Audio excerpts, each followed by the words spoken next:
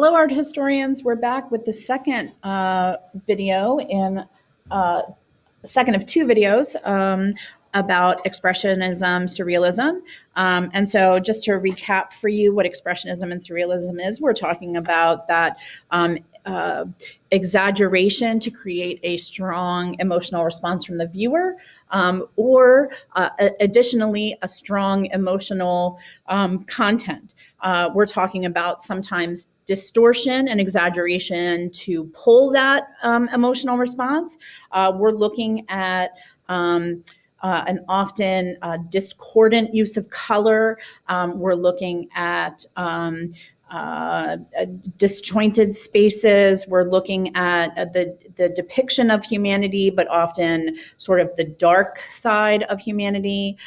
We're looking at things that are fantastical. We're looking at a lot of synesthesia, a lot of visual representation of emotion, a lot of powerful emotion. What else? I just want to make sure that I'm not forgetting anything. This idea of taking the rules and sort of ignoring them or twisting them. The idea of making a composition tell a larger story than just what is there.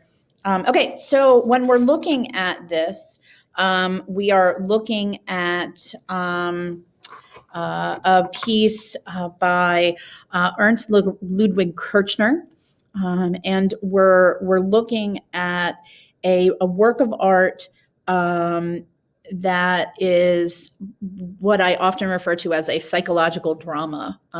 There's a lot going on in this piece, and I'm sure the first thing that you've noticed is that his arm is amputated, and that the fingers on his right hand is amputated, and the fingers on his left hand seem to be disappearing, twisting, melting. Something is not right with them. And in the background, what you see is a model in a painting. There's another painting that's what the pink is. Off to the left is another painting, and what you see is he is a member of what we call the Die Brücke. The word is DIE. And then space, and then BRUCKE, which means the bridge. And he is part of the Die Brücke movement that is the bridge between, the old art and the new art, trying to bridge towards something that is different. And so he is a German expressionist, and he wrote basically an art manifesto that the group of artists that called themselves Die Brücke, that they sort of thought about, and they studied Nietzsche, the idea of nihilism, and the all things are bad. He studied primitive art and African art and Asian art. And this piece really is a reaction to his own life, World War I, and it's a very psychological piece. During World War I, he volunteered for the army to avoid the draft. He didn't want to be drafted. He wanted to have some choice in where he went. So he volunteered. Then he was dismissed from the army because of poor mental and physical health. And so when he was dismissed from the army, he went home and he painted to try to recover, to get well. And what you see here is, notice that his right hand is missing because he's a painter and he was right-handed, and so his right hand, it's like a metaphorical injury. He saw himself as not being useful. His country didn't want him. He could no longer paint. He felt like he had been abandoned by his country. He felt that he was useless. And so he feared that he had lost his ability to paint.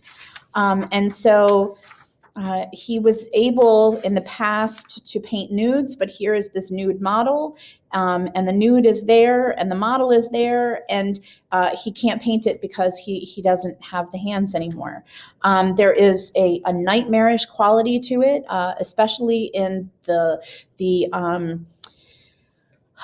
angularness of his eyes, his nose, his cheeks, the sharp angles. The human face is usually much more curvilinear, and this is very much not. The colors are non-representational. Things are not really these colors, but the dark colors, the angularness of the body. He is surrounded in his art studio, but he's unable to work. He has on his soldier's uniform, but he is unable to soldier. He paints this in an odd, nightmarish perspective. It's like there's that surrealism. It's real and imagined. It's both. His work, 32 of his works were destroyed by Hitler because it was degenerate art, anti-German, didn't feel like it was Hitler said that it wasn't appropriate German art. 32 of his works were destroyed. Another 600 of his works were forcibly removed from display in museums and galleries. Based on the back of his already difficult mental health and feeling like his country had abandoned him, and his very serious struggles with mental health and self-worth, he actually committed suicide in 1938. And so what you see here is just someone who suffered from very serious mental health issues and projected those mental health issues into his artwork, and really was able to show you what it felt like to be him. And this really is an excellent, I know I said this about improvisation number 28, that improvisation 28 is a really excellent example of expressionism, but so is this. This really is, this one and the Scream are really about the tragedy of human feelings, human emotions, really suffering. Please excuse me. I think I'm having I just need to eat a little something I haven't eaten yet today. And I just put a little piece of candy in my mouth. Sorry about that. And so we're really looking at expression, right? These two pieces are very similar. Conflict, war in Russia, conflict, war in Germany, color and disjointedness, strong emotion. I mean, these are really great expressionist pieces. So that is the self-portrait of Kirchner. The next piece is one of those pieces where, I sometimes question the choice of the College Board of including this. I'm not exactly sure, with all of the things that were happening surrounding World War I, why they picked the next piece. I'm not really sure. All right.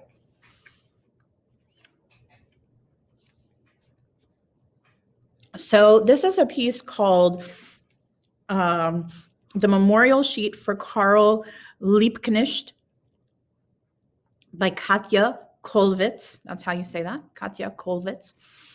So it's a woodcut. So we can sort of compare it to some of the stuff done by Albrecht Dürer, Lucas Krennic the Elder. we've seen woodcuts before. It's really cool. And then it's a woodcut that is then printed and then gone over again with white ink and black ink to emphasize places. Now, what is this about? So after World War I, artists decided to use woodcuts, etchings, printing to spread political statements, because we all know that the gap in time between the end of World War I and the beginning of World War II was a time that was really just filled with, for many people, poverty, suffering. We're dealing with class warfare. In Germany, the situation was terrible. And so, and Kollwitz was German. And so she wanted to do a series of prints about the life of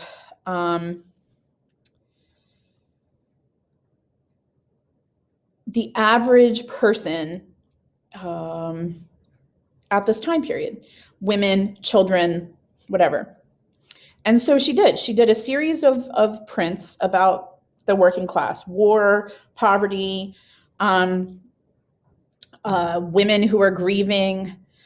She herself lost her son. Her son died during World War I. And so grief, loss, the pain of mothers, that's all here. We look at when we deal with strong emotions, that they're clear here in the faces. So what are we looking at? So Karl Liebknecht was a communist leader, and while Kollwitz was not necessarily a huge fan of his communist ideas, she was trying to show how the communist ideas appealed to the average person and how people who were wealthy and were against the communist ideas wanted to stop communism. And so he was a communist leader. She was not a communist, but he was captured and jailed and then murdered while he was in custody. And the family of Liebknecht came to her and said, look, we know that you've been doing a lot of these prints about the life of the working class and war and poverty, and we would like you to do a memorial piece for our dead family member. And so while Kollwitz was not herself a communist, she was commissioned to do it, and she had heard him speak, and she did admire him, and so she was like, okay, fine. So when she did this, she wanted you to think about a couple of things. She wanted you to get the idea of a classical art lamentation. So if you were sort of thinking about Christ and lamentation and stuff like that, deposition from the cross, stuff like that, if that came into your head, awesome, because that's what she wanted you to think of. And so what we see here is Liebknecht functioning as the Christ figure, and his communist followers acting as sort of like the disciples and the followers of Christ. It's a really cool piece too, I guess, in that it appears to be like an ancient piece in that it seems to be split into 3 registers. The first register is the dead body. Okay. The second register are sort of these main mourners, right? This guy, this guy, this guy, maybe her because of the way she looks a little different. And then the last register are these people that seem to be packed in at the back. And somebody once said they look like zombies, but that's not the purpose. The purpose is to show their suffering, right? They've lost their leader. Their lives are difficult. And this is Expressionism. We're trying to show strong emotion, and we're trying to pull strong emotions from the viewer. And so Kollwitz does this a couple of ways. One, with the expressions on the faces. Two, with the lines she uses to give the faces dimension. Okay. Three, with going in with the black ink in places and making some things darker than others with the black ink. And four, emphasizing even more pieces with the white ink. And so that is why one of your themes for this is the medium, this idea of woodcut, but with ink to emphasize certain people in certain places is really a cool concept. And, memorials for the dead, suffering, that sort of thing. I don't think it's one of the most important pieces in the world, but it does do a couple of things. It shows us what the art right after World War II is looking like. So that's important. It gives us another female artist. So that's important. It gives us a modern use of ancient materials. So that's important. And it's a really good example of expressionism. It's not my favorite example, but it is showing us expressionism in another medium. All right. Let's move on to the next one. Here we go. Mrs. Horman, what the heck is that? All right, my friends, this is the piece that just trips people up every year. All right, you're looking at, the artist called this work objet, or just object, okay?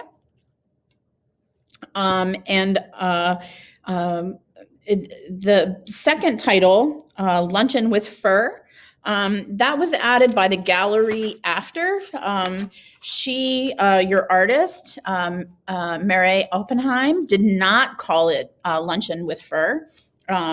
The artist, the gallery added that. So that's why the College Board gives you both. Her title, objet, object, and the title that it is known by in the museum.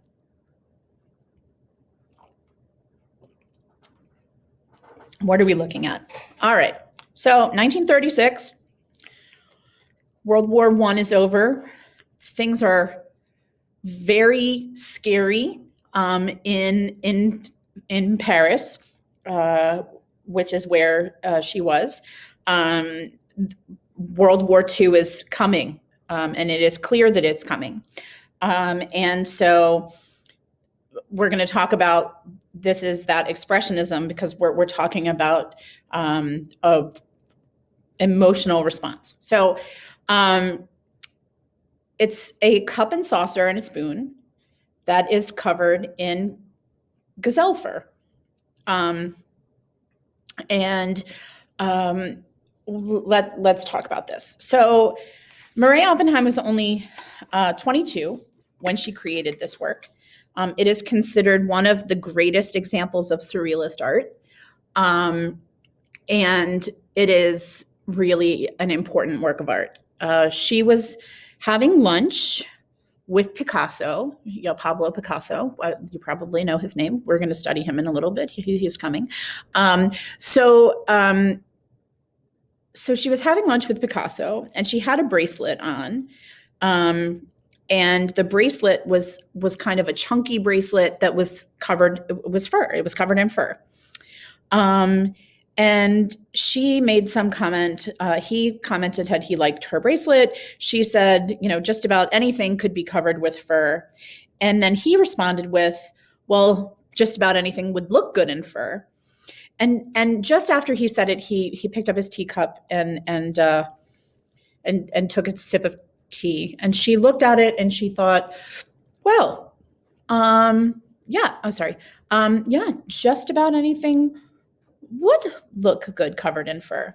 And so after their luncheon, she went out and she bought the cup and the saucer and the spoon. She bought some gazelle fur, and she covered an already existing cup, saucer, and spoon with already existing fur. And that is why this is called an assemblage. Okay. She assembled it Assemblages. Assemblages. An assemblage is when you take, also we called it found object, where you take something that exists and you do something to it and make it into something else. Okay. So assemblages were super, super popular with surrealists and sculpture. And we're going to sort of talk about, this is really sort of considered like the definitive surrealist object. Why?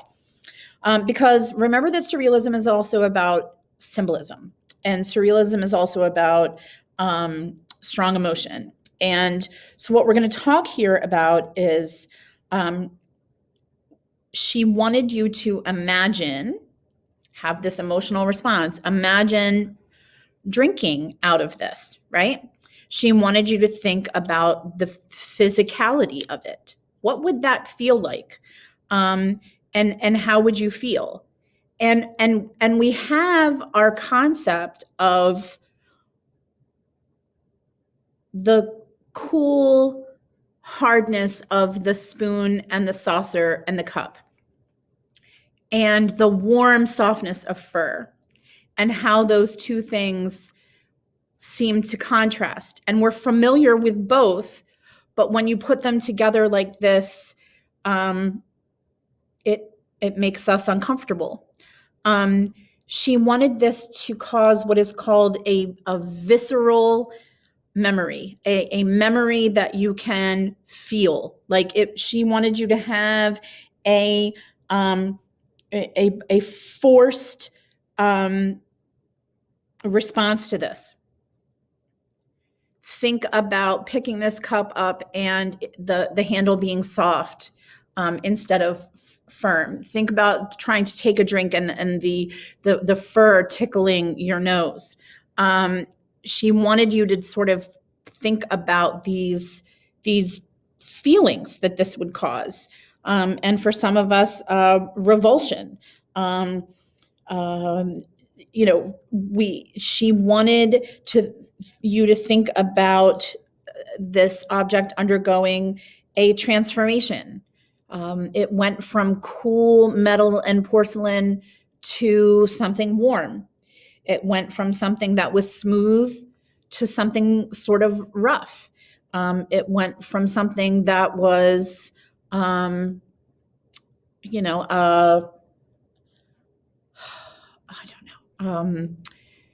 know, plain to beautiful.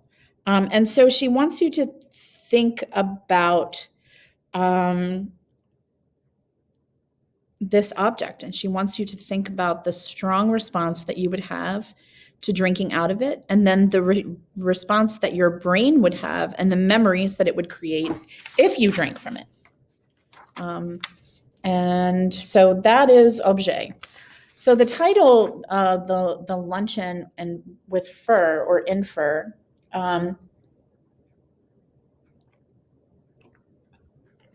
was actually added by the curator of the exhibit of Surrealism after.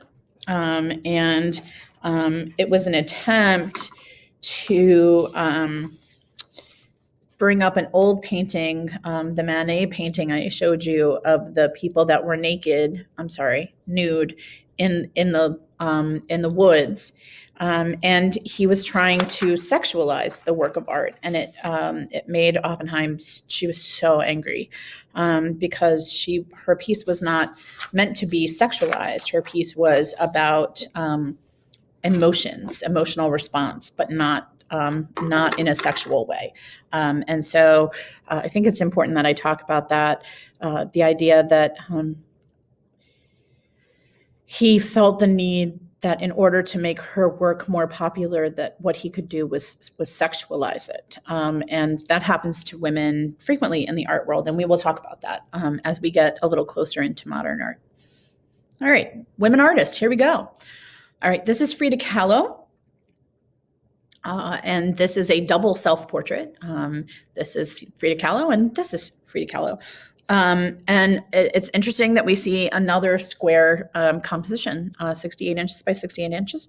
And so we're going to talk a little bit about Frida Kahlo and her history so that we understand this picture a little better.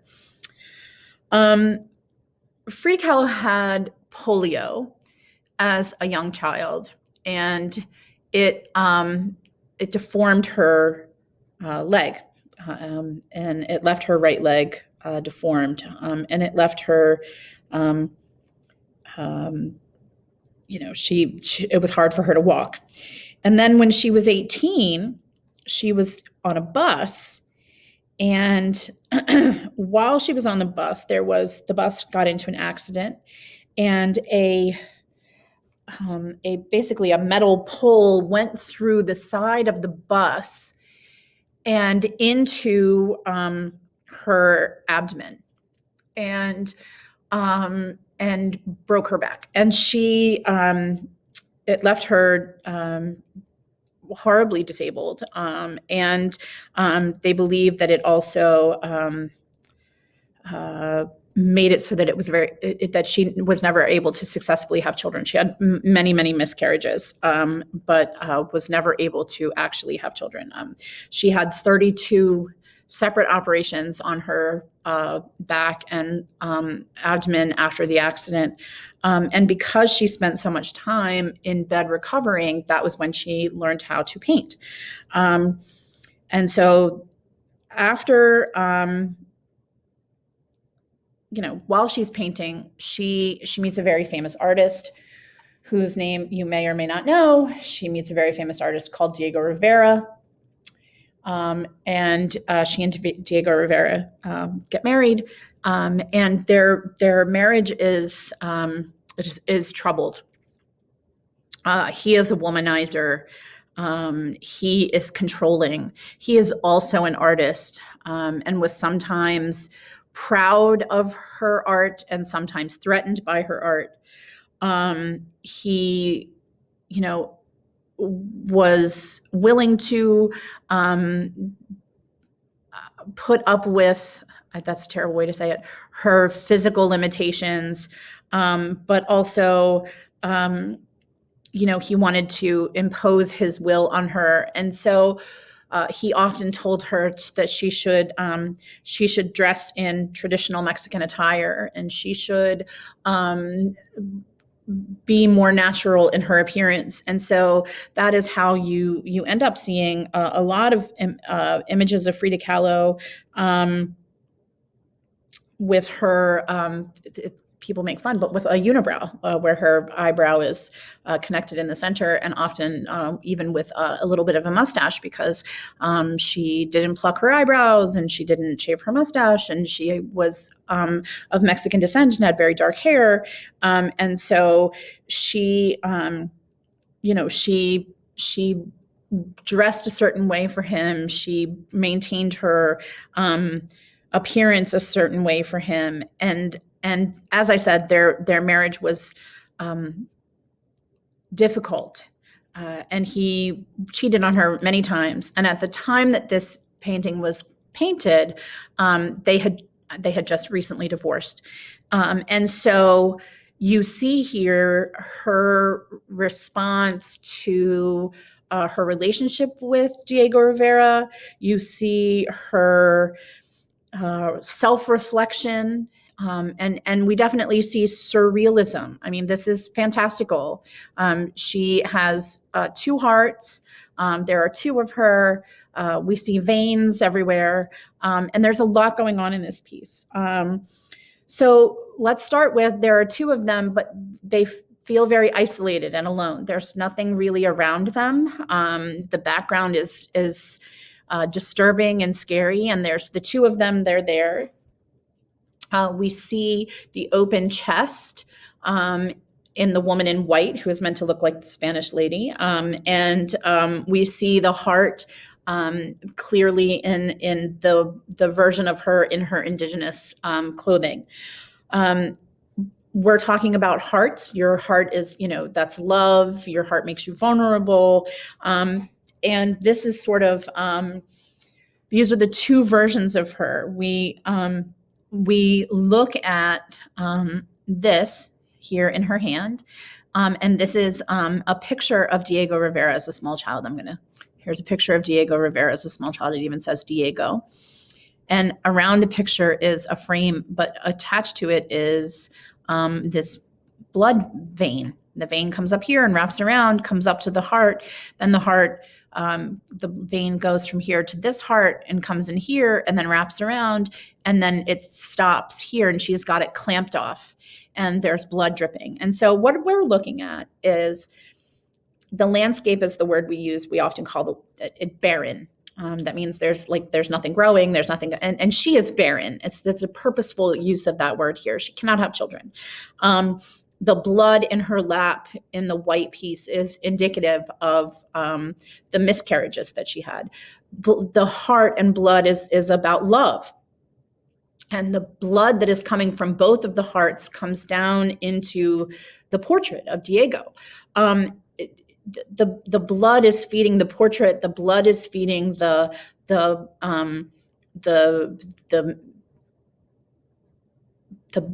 stain in her lap, and she is trying to cut off the blood, the love, but it is painful. She knew very well that her relationship with Diego Rivera was not a positive one, but she knew that it was best for her to not be with him at that time. But it was painful. It was made her sad. And so what you see is she is suffering, but she's also strong. You see that her heart is exposed. You hear people say, I wear my heart on my sleeve. Your heart makes you vulnerable. And she is vulnerable. And you see her in both the perfect Spanish lady and also the Mexican peasant traditional clothing, and it is like you see two versions of her, the romanticized perfect lady version and the also romanticized perfect Mexican peasant version that he loved, but neither one of these versions of her were enough to make him stay faithful. And so they are both suffering. She is trying to cut off the supply of love to the portrait, but it is hard for her. And the same way that nothing grows in her womb, nothing grows in this landscape behind her. And they are united in their love for him and in their suffering. It's a really beautiful work.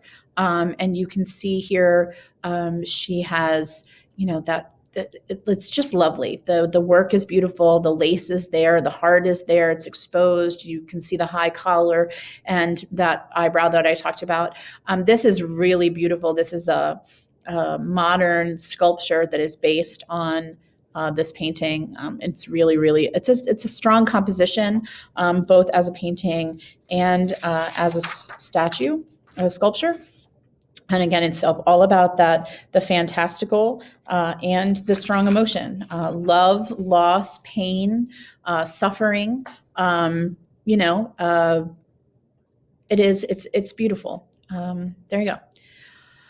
The last one for today, our last expressionist surrealist piece, is a piece called The Jungle by Wilfredo Lamb. We're looking at gouache, which is, we've talked about this before, gouache is opaque watercolor that you can see through.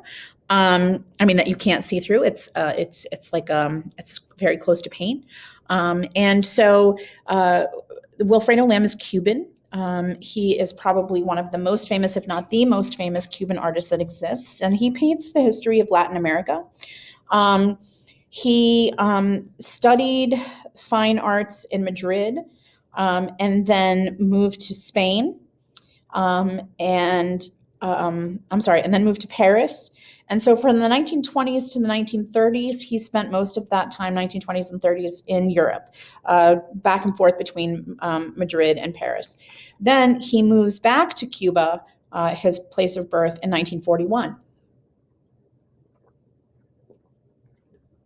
And he's living in Cuba when he creates this work. And this is this is really important. He comes back to Cuba because the war is happening in Europe and he wants to avoid the war. But he comes into Cuba and is hit with really all of the issues that were going on socioeconomically in Cuba at the time. this is really about the influence of Afro-Caribbean culture on art and food and humans. This is about the influence of colonization, colonialism. This is about, let's see, this is about the idea of the reality of Cuba versus the image of Cuba. And so what you're looking at is a work of art that is meant to comment on the perceived idea of Cuba and the reality of Cuba. In 1943, in Cuba, Americans would go to Cuba because it was beautiful. It was a it was just a beautiful place. It had all these wonderful hotels and tourism, and it was amazing. And it was a very popular vacation spot. And what people didn't realize at the time, and what Wilfredo Lamb tries to tell you, is that that version of Cuba is not the same version of Cuba as a lot of the people that lived there lived. There was Caribbean culture, African culture. There was a lot that was going on here. And so what you're looking at, I'm going to go to the next page. Here you see the influence of African art with the masks, right? Definitely surrealism and the odd proportions of faces and things like that. And then here you see what look like very large scissors, and that's because that's what they are. This, everybody always says it looks like bamboo, but it's actually sugarcane. And so what I need you to think about is what he is trying to express here. It's surrealist. There's no actual horizon line. There's no clearly delineated sky versus land. So what you're looking at is I'm going to go back and look at the big one again. Look at this portrait, right?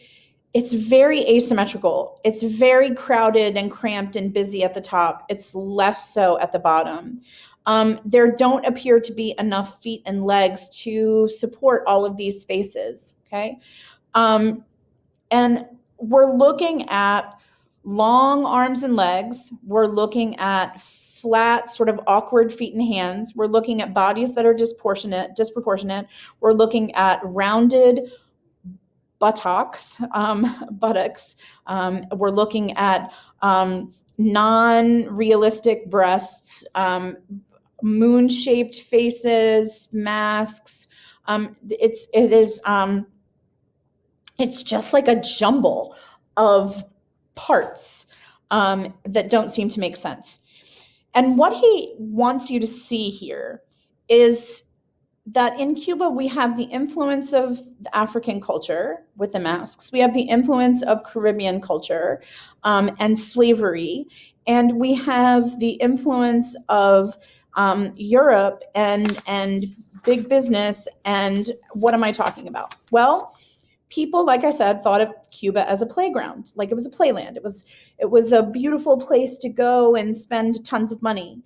But that was for the people who were wealthy. What we see here are the people who had to do hard work. Sugarcane does not just grow naturally. It was kind of like cotton was to the South in America during slavery. That was sugarcane in Cuba. And so the average person was not the wealthy, rich person who was enjoying the cool cars and the wonderful hotels and all of that. They were working hard. It's the reality of Cuba as a difficult place that is still caught in the throes of manual labor and forcing people who are less fortunate into working harder, and people who are rich were able to come in and just enjoy the fun. It had a very destabilized political system for many, many, many years. And it left itself open to what in the 60s becomes, the entrance of Castro and communism and stuff like that. It is here that we see some influences from Santeria, if you know what that is. That is a religion that is a mixture of African beliefs and Catholicism. It is a mix of the supernatural and the natural world. That's why we see these faces the way they are, but with the trees and the sugarcane in the background. That's why the bodies don't seem to match up with the feet. It's meant to make you think about slavery. It's meant to make you think about colonization. It's meant to make you think about imperialism. It's meant to make you have a very strong emotional response to this piece because you're thinking about the suffering of the average person that is there in Cuba.